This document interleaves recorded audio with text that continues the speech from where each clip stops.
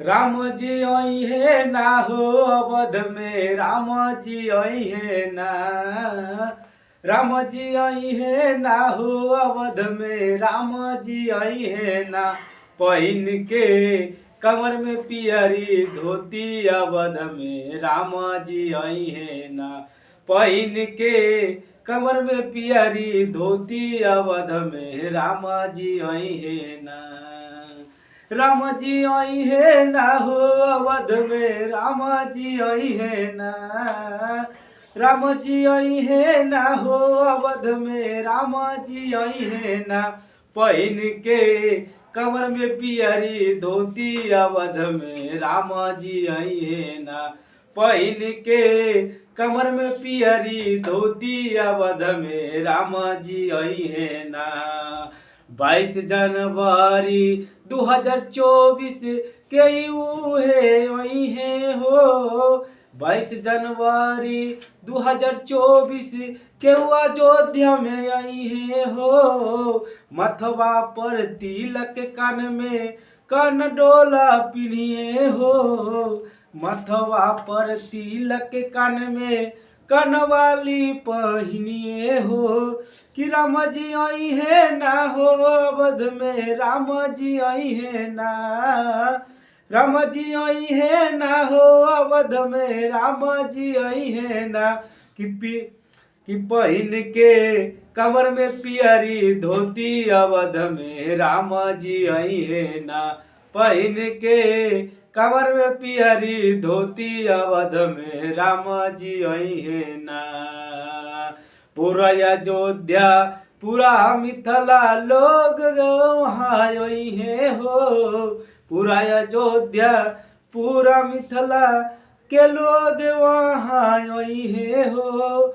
राम जी के पूजा करी है, राम जी के पूजा करी है।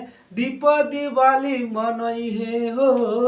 राम जी के पूजा करी है, दीप दिवाली मनई है हो।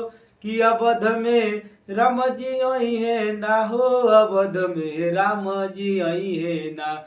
अवध में राम जी आई है ना हो, अवध में राम जी आई है ना। पहन के कमर में पियरी धोती अवध में, राम जी आई है ना। पहन के कमर में पियरी धोती अवध में, राम जी आई है ना। मथवा पर तिलक शोभे कनवा में डोला हो। मथवा पर तिलक शोभे कनवा में डोला हो। हथवा में कंगन शोभे, हथवा में कंगन शोभे। घोर के हारथवा हो, अवध में राम जी आई है ना।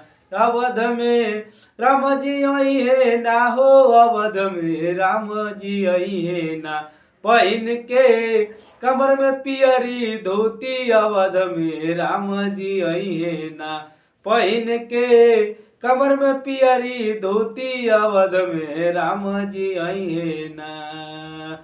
राम जी आई है अपन घरवा पूरा खुश हो जाई हो।